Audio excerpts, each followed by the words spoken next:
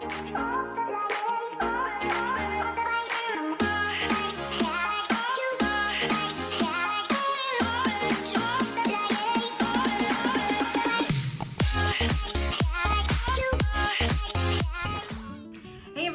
back to my YouTube channel, Shades of Steph. I am Stephanie, and today is going to be the first video in a series of makeup skincare for beginners, because I feel like as much as I want to hop into these more advanced makeup tutorials, I feel like we need to just start with the basics. Today we are going to talk about a 3-step simple skincare routine that anyone can do, especially if you don't know where to start.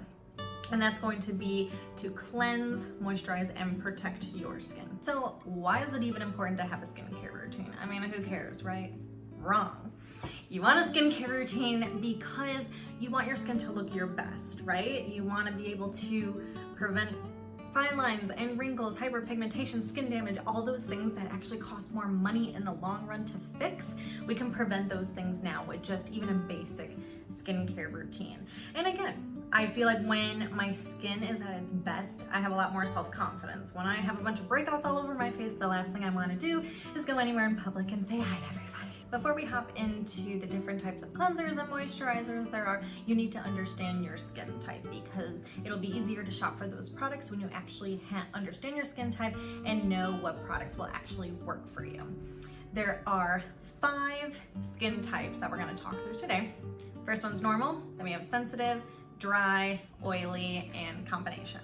So normal skin is going to be not too oily, not too dry. You don't really have too many real issues with it. It kind of just is there, it does what it needs to do, and no real issues to fix. So that tends to be the most easy skin type, but I rarely hear about people actually having that. Some characteristics of dry skin is you're gonna feel a little like tightness across your cheeks, even your forehead. You may get flaky skin or even more patchy looking areas. A lot of times environmental factors could be the reason why you have dry skin. When I lived in the Midwest, it was extremely cold in the winter, and I would just notice it was just like my cheeks were so dry, they could probably crack if they were any more dry. So, you know, depending on where you live can make a big difference. Now that I live in Florida, dryness isn't too big of an issue, although every now and again I do have to kind of get a little bit more moisture in those areas. And there's oily skin, which I feel like most of us struggle with that in some way, shape, or form. And you're gonna have more of a porous skin type, and it's going to be a little bit brighter of a complexion just because the light kind of reflects off of the oils onto your skin. And you may just suffer from access like acne, things like that. And then there's combination skin.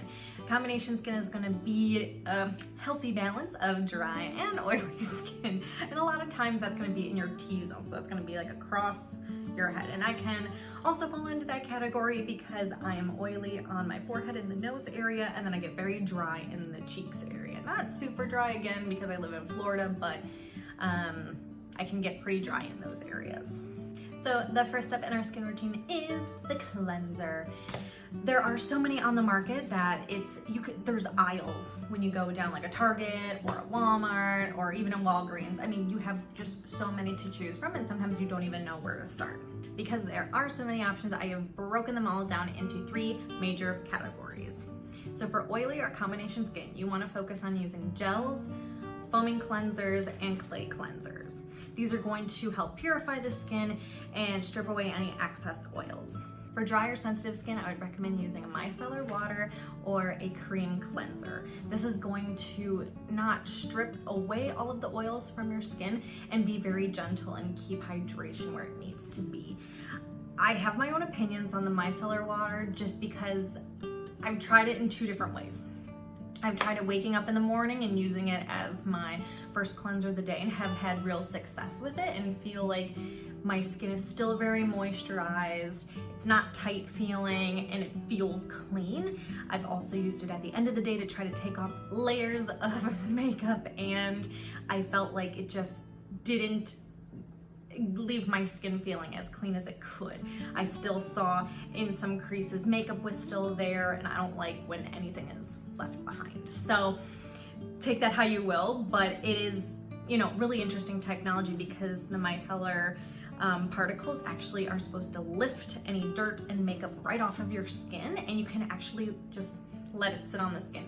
You don't have to rinse it off, you don't have to scrub it, so it's really great for the sensitive skin folks. For those of you with normal skin types, we would recommend using an oil-based cleanser. This is gonna help gently remove any dirt from your skin, but then also leave it very hydrated after. So because I have sensitive and combination skin, I have a couple of products that I would recommend. I use and firmly believe, and I will stand by it forever because I've used it like pretty much every day since probably like 8th or 9th grade, is the Neutrogena Oil-Free Acne Wash, the grapefruit specifically. And I never struggle with acne. It keeps my skin very clean. I never get the tightness. It even removes all of my makeup too at the end of the day. So it's a great makeup remover too. And I swear by it. I've had people ask what I use because I don't really ever break out. It's just, that's the only thing that I use. And my boyfriend uses it every day. Out of the 6 years we've dated, I don't even think I've ever seen him with a pimple on his face now that I think about it. But again, it works wonders. Great drugstore brand. I feel like I just need to like bring it. I need to bring it in here. The holy grail. I swear by this forever, forever, forever. Like, I will be a forever consumer of this product because I believe in it that much. So 2 other brands that I use a Clinique foaming soap, which I have the travel size here. It's a really nice foamy soap that I feel like gently cleanses, again, leaving the hydration where it should be and taking away all the excess oils that I do have on my skin. And I've been actually just started using the Poreless Clay Cleanser by Bare Minerals, and I've actually really liked it. It's a little bit thicker of a consistency, so you kind of have to like rub it in and get it going. But I do feel like my skin is very cleansed, still very hydrated. It doesn't disrupt my rosacea at all, which is great. And I feel like I judge cleansers pretty hard of what my rosacea looks like after I use it. So far so good on that one. And I also don't think it's necessary to buy products that are super expensive. The Neutrogena Oil-Free Acne Wash is gonna be just a drugstore brand, very cheap, probably $7 or $8. Clinique and Bare Minerals are a little bit more higher priced, probably in the more mid-range.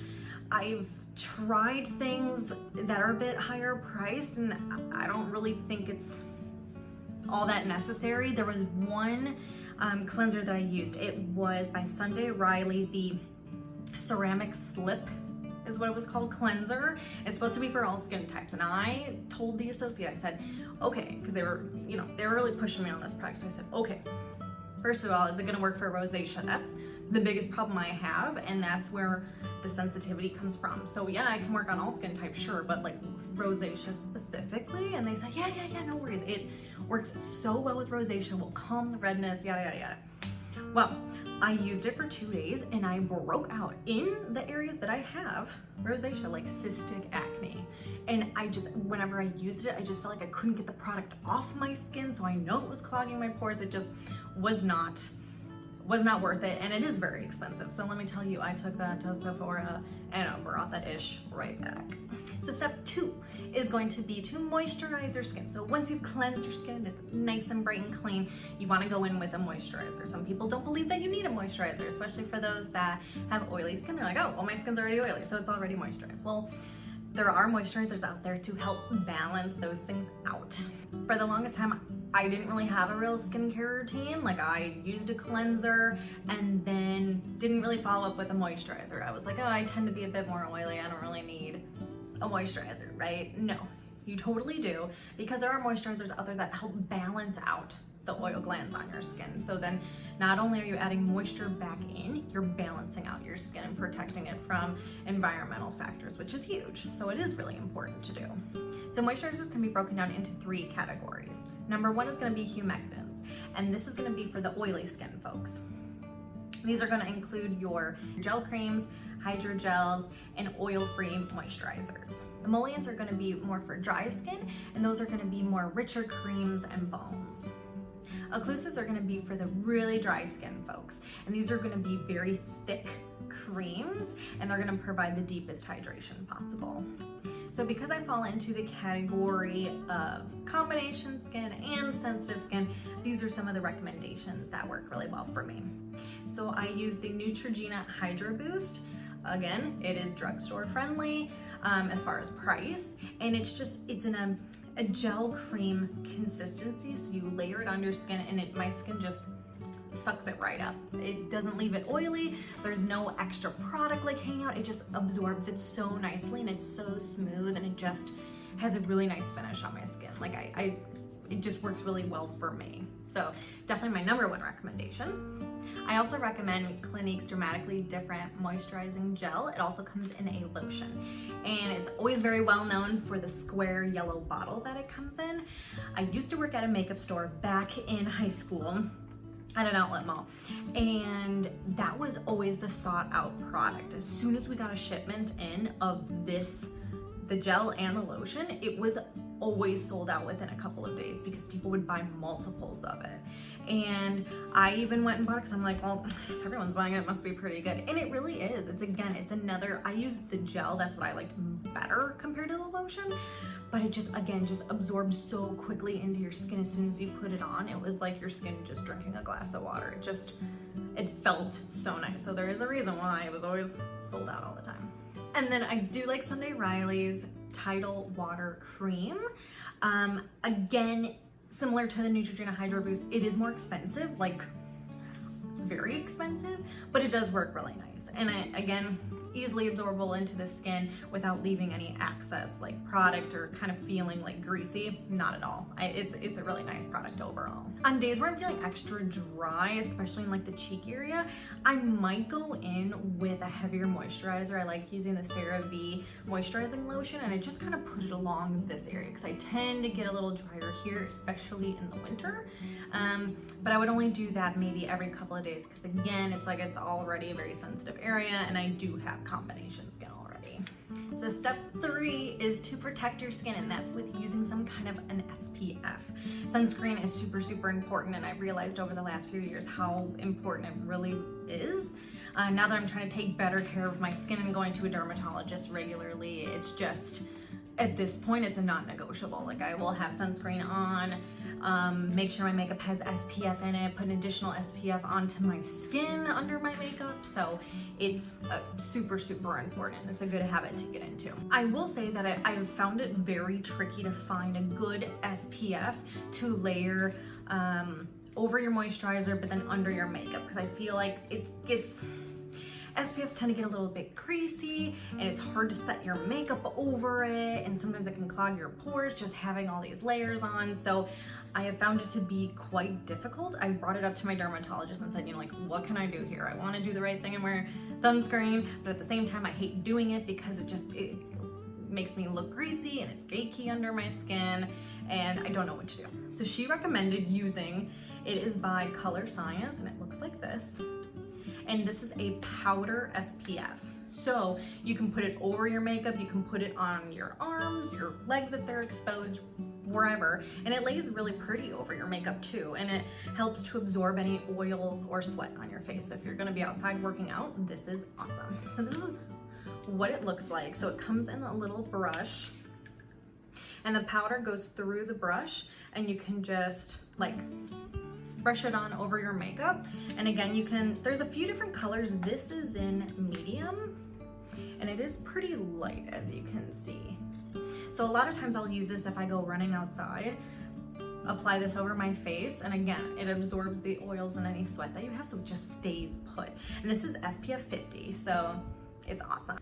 So that is our 3-step how to build a basic skincare routine. You're gonna cleanse, moisturize, and protect your skin. Doing these things really prepares your skin for really successful makeup application later. And this is gonna be part 1 of my beginner series. So I think this is just good to go back to basics and just learn about your skin. For some of you, this is a refresher, and for some of you, this might be a lot of brand new information. I will see you guys next time, and we'll be talking about primers for beginners. See you later.